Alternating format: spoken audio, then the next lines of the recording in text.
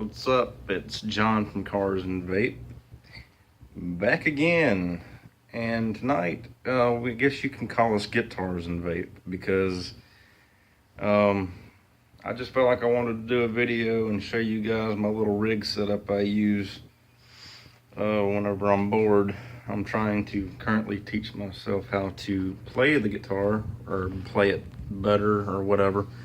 So I won't be doing any demonstrations for you tonight, but what I will do is show you what I'm using. If you guys watch, I think there's a B-Town Paranormal video that I did this Bonehead metal song for the end of. If you watch the end of the video, you'll hear it. It's just me scratching away on the electric, doing my best. But figured since I'm going to be trying to produce some more songs for B-Town to use for our videos over there, instead of having to use them from other sources, show you guys what I'm running through to do it all. So, first thing we have here is the most important part. If you guys can see that. That is a Vox Valvetronics 15. It is a all tube amp. It's got a Fender 8-inch driver in it. You can get a little more range out of it. And it's a very versatile little amp. And you come up top here and you got all your controls and modeling. And the thing that I really like about this amp is the fact that it has two different channels, so you can set one channel to play like soft bluesy rock and then save that sound to channel 1 and then go over to channel 2 and make an all-out metal sound, just straight heavy, and save it and use a foot switch to switch the sounds or switch the channels back and forth depending on the next song you're fixing to play. That's what I like about it. It's got a motherboard in it. Even though it's a tube amp, it's a modern tube amp. And it's got a selection of like 15 different preamps, you know, where you can get the sounds of all the famous amps Vox has ever put out all on this one amp. And it's got the effects with all the delays, the reverb, you know, the auto wah and the compressors and all that. And you get all the tone you want. Very sensitive volume too. I play it near 0 and it's still almost too loud for this living room.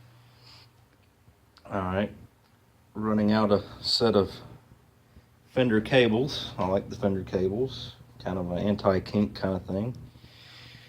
And down here on the floor we have a Digitech RP50, which has up to 81 effects built into it or saved into it. Some of them I made, some of them came with it stock. So, and then you have the MXR Distortion Plus, which is a late 80s distortion pedal that I had got for free.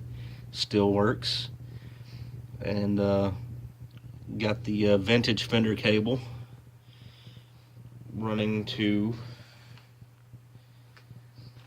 a what I believe is either a 78 or an early 80s Lotus Les Paul. It's got all my Vapor Monster stickers over it and stuff.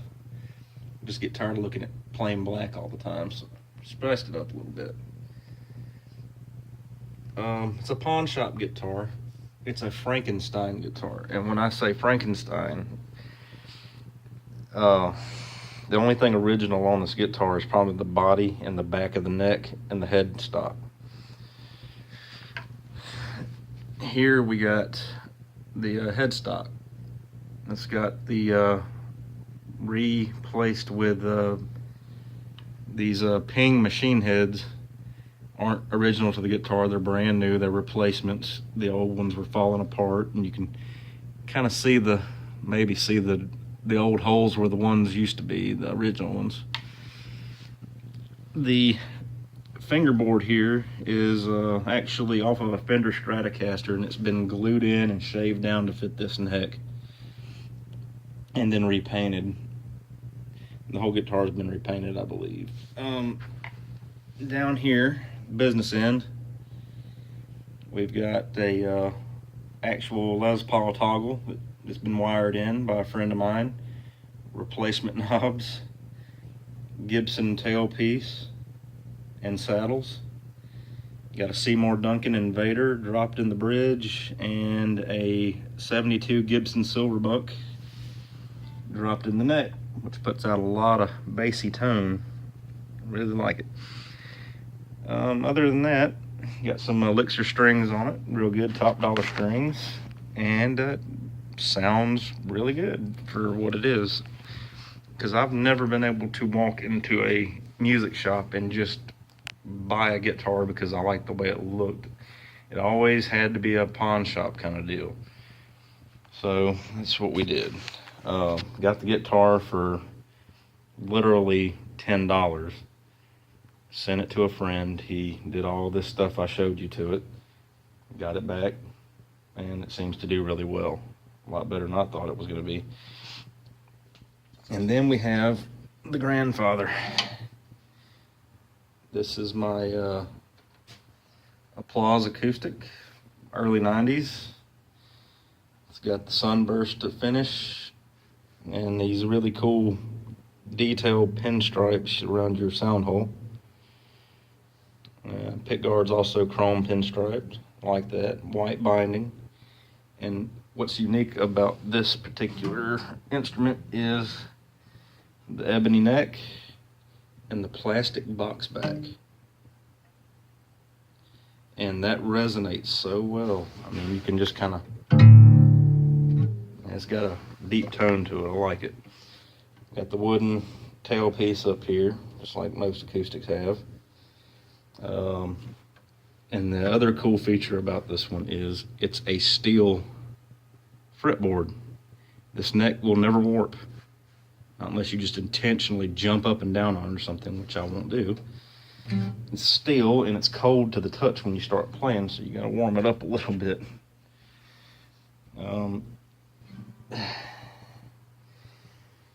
That guitar was actually my grandpa's, and he gave it to me. He's still around. He asks about it every now and again, but I'm taking care of it. So anyway, that's my little rig. Hope y'all enjoyed that, and peace.